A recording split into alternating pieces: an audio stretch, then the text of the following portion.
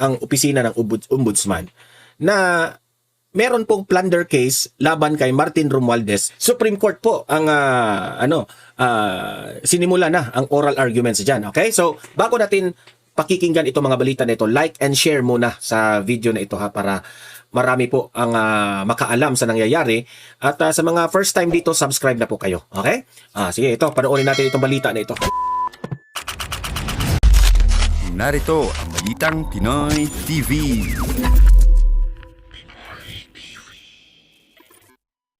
Okay, magandang umaga po sa ating lahat. At heto, pag-uusapan natin itong gaano ito katotoo, no? Na itong ombudsman ay naghahanda na raw ang opisina ng ombudsman na meron pong plunder case laban kay Martin Romualdez at Chis Escudero. Dalawa. Ako dito, no? Hati ang pananaw ko dito rin. Kasi itong si Martin Romualdez parang hindi ako naniniwala na siseryosohin ito ng ombudsman. Okay? At sisigurado ako dyan, parang si Chis Escudero naman ang mapahamak rito. Mamaya ipapakita ko rin yung balita na yan, ha? At in-interview na nga itong si Congressman Irisi patungkol dito. Okay? Dito sa mga unprogrammed funds na ito. Okay? So Supreme Court po ang sinimula na ang oral arguments dyan. Okay? So, bago natin pakikinggan itong mga balita na ito, like and share muna sa video na ito ha, para marami po ang makaalam sa nangyayari. At sa mga first time dito, subscribe na po kayo. Okay?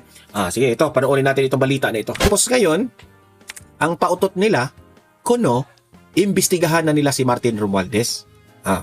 Para hindi masyadong halata na mapahiya itong si Martin Romualdez, sinama na nila si Chis Escudero. Kasi si Chis Escudero, alam naman natin na ito yung naging Senate President rin na minention niya si Martin Romualdez. Hindi ko maalala natin, di ba? Mabigat yun. Yung binanggit ni Chis Escudero si Martin Romualdez. Siguro, duda ako rito, nagalit si Martin Romualdez. Tapos, siguro si Martin Romualdez, sabi niya kay BBM, ako analysis ko lang ito baka sinabi ni Martin Romualdez, paano ba ito? Ang Senate President mo, tinamay binuking ako. Sana gaganti rin tayo dito kay Chis Escudero. Di syempre, kasi pinsan sila Martin Romualdez at si BBM. Ito, duda ko lang ito na baka ganito ang nangyari. Siguro sinabi ni BBM, okay, gaganti tayo. Okay, itong halik sa puwet na si Remulla. Remulla, gawan mo nga ito ng paraan. Ipahamak mo rin yan, yung si Chis Escudero. Tapos, para kasi si BBM tinatrabaho rin nila yung rating ni BBM kasi napahiya na sila nag-negative na yung rating ni BBM Okay, sige. Para hindi ako mapahiya nito, imbestigahan natin yung pinsan kong si Martin Romualdez para sabihin ng taong bayan na itong administrasyong Marcos walang pinipili, kahit pinsan ko iimbestigahan namin. Parang gano'n So, imbestigahan natin si Martin Romualdez, imbestigahan rin natin si Chis Escudero para makaganti rin tayo. Kasi nafe-feel na nila na si Chis Escudero papunta na dito liliko na kay VP Sara So, yan. Ang nangyari, sabi ni BBM, gawan mo yan ng paraan para tataas yung rating natin kasi nag-negative na tayo, napahiya na tayo. Imbestigahan mo yung pinsan ko, pero ang papapanagutin natin yung si Chis Escudero. Baka may ganun itong mga analysis ko, baka mag-bingo ako dito ayon kay Maharlika. Bingo! So, ganun pa ang nangyari. Ito yung balita, panoorin na. Inihahanda na raw ng Office of the Ombudsman ang plunder case laban kina former House Speaker Martin Romualdez at plunder case. Senador Francis Escudero kaugnay ng flood control scandal. Ayon kay Ombudsman Boying Remulla, may conspiracy. Ito rin si Remulla kasi nasasayangan ako dito kasi magaling sana itong si Remulla na sa kanyang kagalingan sumang-ayon siya kay Erwin Tulfo sa sometimes we have to bend the law. Di ba? Alam mo bakit nagagalingan ako dito sa taong ito? Kasi maganda na sana yung ginawa niya doon sa ABS-CBN noon. Di ba? Yung talagang inimbestigahan nila yung ABS-CBN patungkol sa prangkisa ng ABS-CBN. Umahanga tayo sa kanya doon dati. Ay nako, ewan ko lang. Si umano sa likod ng anomalya batay sa mga Senate testimony. Sa Mayo, planong isampa ng ombudsman ang kaso. Wala pang pahayag si Romualdez at Escudero tungkol dito. Manatili. Tingnan lang natin yun ang sa akin. Tingnan lang natin kung itutuloy ba nila ito, no? Baka ingay lang ito. Baka pag dating ng panahon na mag-ano na sila, si Cheese Escudero nang ang may kaso. Wala na si Remulla. Siyempre si Remulla mag-ano yan eh. Mag-ano pa yan? Anong tawag diyan? Kukonsulta pa yan kay BBM. Sir, ano bang gagawin ko dito? Baka mabago yung isip pa. Hindi natin alam. Lahat ng ito ay analysis. Hindi ko sinabing nangyari ito Baka sasabihin nila na, huwag nyo nang idama yung pinsan ko, si Cheese Escudero na lang. At least, itong ingay na ito, binalita. May maniniwala rin yung mga loyalista tingnan nyo, si Martin Romualdez, kinasuhan na rin ang plunder case ng ombudsman, kasama si Cheese, tingnan nyo si Cheese. Pagdating ng panahon, isikreto nila yan. Baka, isikreto. Si Cheese Escudero lang ang nasampahan. Si Romualdez, alam ko na yan. Malabo yan. Kasi basta pinsan ka ng presidente. Kasi, yung mga kaibigan ko rin, ewan ko lang kung gaano ito katotoo. Sabi nila, may nalalaman raw itong si Martin Romualdez. Okay? May nalalaman si Martin Romualdez patungkol kay BBM. Sabi nila, ewan ko lang kung totoo ito. Para bang, ikaw, BBM, dapat mo akong kampihan. Okay? Si Romualdez, dapat mo akong kampihan. Kasi kung hindi, ibubulgar ko ang mga sikreto mo. Parang ganun raw.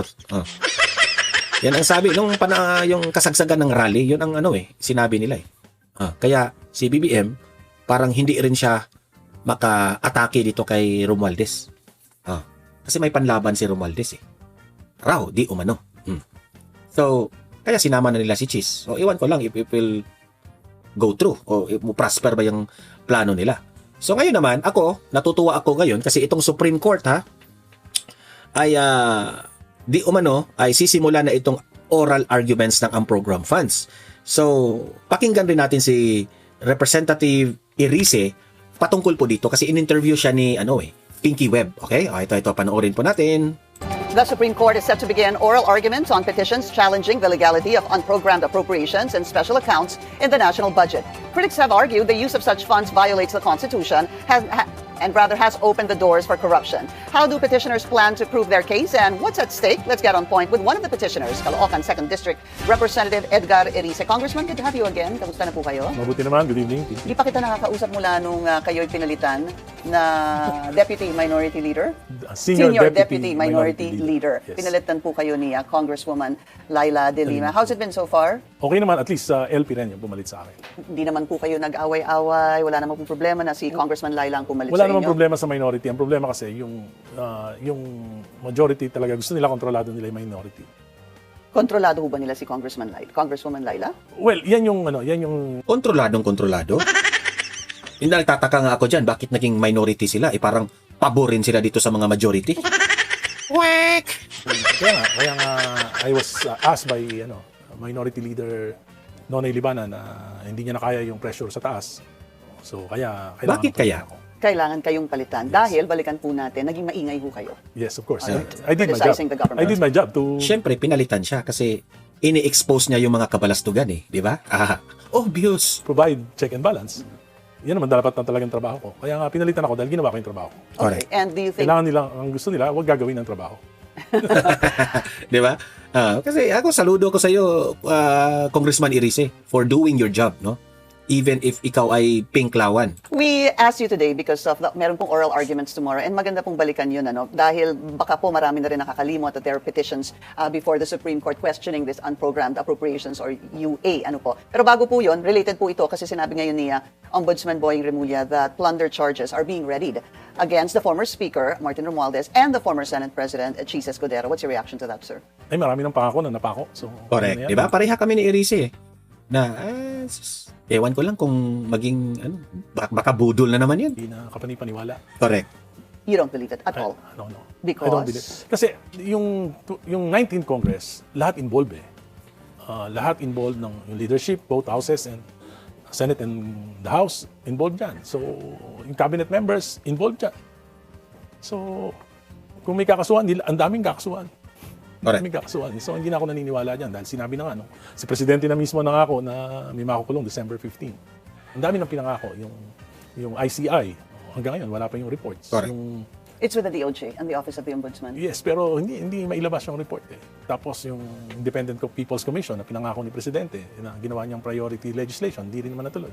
Marami siyang mga reforms na pinangako para pagtakpan itong the greatest heist in the history of national budget and infrastructure, hindi naman natupad. So, hindi rin matutupad yan.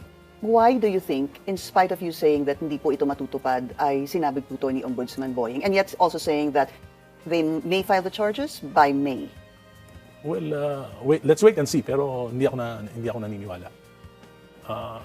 Alam naman nila yun, alam ni Senator Chis, alam ni Speaker Romualdez kung ano nangyari. Hindi naman mangyayari ito without the cooperation of certain cabinet members.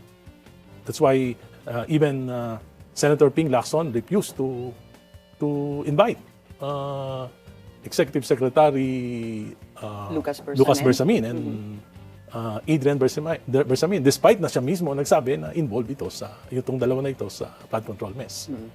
Wasn't Adrian Bersamin invited together with Trigib Olayvar, pero No. nagpakita po si Trigib? No.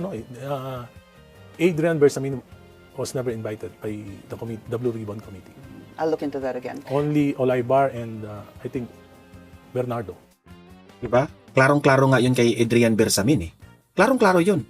Pero, hindi mo talaga mapapansin na ininbitahan itong si Adrian Bersamin.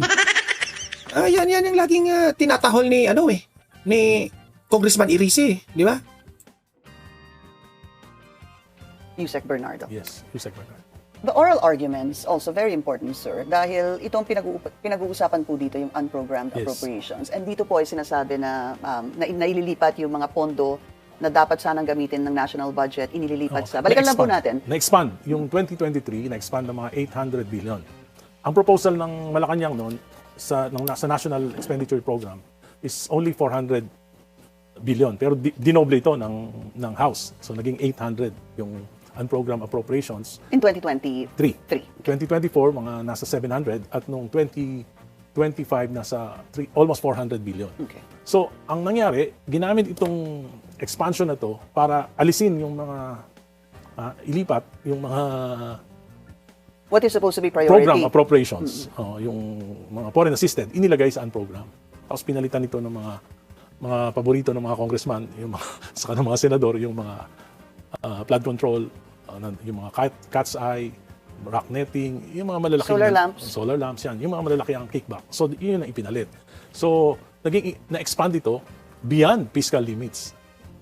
So ibig sabihin, for example, 2026 6.98 trillion lang naman yung fiscal limit Ito lang yung may 6.793 trillion. So ito yung may source of financing, definite source of financing. Yung 150 na natira doon sa 300 billion na proposal ng Malacanang, walang definite source of financing. Yun yung sinasabi na namin na ang budget kailangan bukod sa budget of expenditures, dapat may definite source of financing. Kung hindi, na-expand, nagagamit na for corruption, tapos hindi na iniintindi yung fiscal limits ng gobyerno. Laying the premise, though, I was looking into it. Yung unprogrammed appropriations, Congressman, you can correct me if I'm wrong, it's a decades-long, not a concern, but it's happened for decades. I mean, I'm gonna go back to, supposed to be even the time of former President Cory Aquino. Yes. Lahat po yan, from then until the time of President Bongbong Marcos. Lahat po yan nagkaroon ng unprogrammed appropriations. However, the difference would be that in the past, maybe 2 administrations, it skyrocketed. Kumbaga, yung iba, the former presidents, maliliit lang. Not in 2 administrations, only in this administration. In this administration. Dati Because kasi in the maliliit time lang. of the Duterte administration, gamit yun dun sa Nilinaw ha, only in this administration. build nila. Yes, pero hindi, maliit lang yung mga program appropriations kasi talagang contingency lang. Itong ginamit yan ni President Cory hanggang kay President Duterte, talagang contingency lang. Ang nangyari dito kay Presidente Marcos, ginamit ito hindi na contingency but a budget within a budget. Grabe. Talagang mga 11-12%. Kasi hindi sila takot sa presidente eh. Yan ang problema if ang presidente, ewan ko lang kung pareha lang sila. Sa ika nga, sabi ng taong bayan, the most corrupt administration. Kaya, itong House of Representatives, itong mga taga-kamara, enjoy nila itong administrasyon na ito kasi busog ang kanilang mga bulsa eh. Busog! nung national Budget. So there are 4 petitions before the Supreme Court, and I understand these 4 petitions coming from different groups. Yung isa, even from former Congressman, the late, hindi ho ba? Yeah, the late. Edsel Lagman. May isa din from former Senator Coco Pimentel Yes. and Pantaleon Alvarez, Yes. Congressman. A civil society group, and then you're the 4th one together with Yes. Congresswoman Laila De Lima. Pag-usapan po natin yung proseso muna because it's consolidated, Congressman. Yes. How do you expect the proceedings to happen tomorrow? Paano ho yan? Well, magkakaroon kami yung major yung major kasi kami yung latest. So yung group namin will have at least mga 20 minutes to expound on our arguments. Tapos mga 10 minutes yata yung the other kasi meron din namang hindi na interesado. Meron namang hindi interesado na to pursue their petition. At pagkatapos nun, bibigyan din ng chance naman yung solicitous insurgent to argue for another 30 minutes. Then meron mga mga amicus curiae. So there will be Experts who of will the court. be talking about this. So The yun yung substance- procedure. Yeah, the substance is... Pero I cannot talk about baka ma-subjudice ako.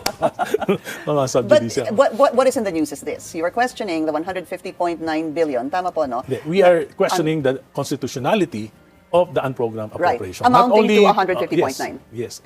May actionable lang kasi na-approve na yung 2026. Pero ang effect nito, pati yung mga future unprogrammed appropriations, mawawala na kung nagtatagumpay kami dito sa laban natin. That's actually what I was going to ask you. Kasi kung ang petitions started in 2024, 2025, 2026, or 2023 ata, 2024, 24. 24, 25, 26. I was thinking what happens to 2024 and 2025 in the event that the Supreme Court deems this unconstitutional. Kasi tapos na po yun. Yes. Nagamit na po yun. Nawala na po yun. And the 2026, possibly by the time there is a decision on this, will also be moot. But in future Yes. instances, this will be very important. Yes, very important. Hindi na magagamit na katulad ng kasi there's a great possibility na after a while, makalimutan na naman itong flood control, ganyan na naman ang gawin ng Kongreso at ng Executive Department. Maglagay na naman ng napakalaking mga unprogrammed appropriations. The OSG, the Office of the... Ang style nila, palilipasin lang nila eh. Kapag nakalimutan na, ulit na naman. Ganon yun eh. Yan cycle lang ng corruption eh. The Solicitor General headed by Attorney Berberabe. Darlene Berberabe, basically is pointing out that this obviously is not unconstitutional dahil kumbaga para bang reserve fund ito, there are standards or requirements that need to be met before they can actually be utilized, such as if there is an excess in revenue collection or even loans, etc. Yun po yung pinaka nakikita kong kanilang argumento. Pero hindi naman yun ang nangyari. So, Ito na nga mga kabalita. Ano na ang masasabi nyo patungkol sa balitang ito? Please comment down below mga kabalita. Pag-usapan natin yan sa comment section. At kung di ka pa nakasubscribe sa ating channel, baka naman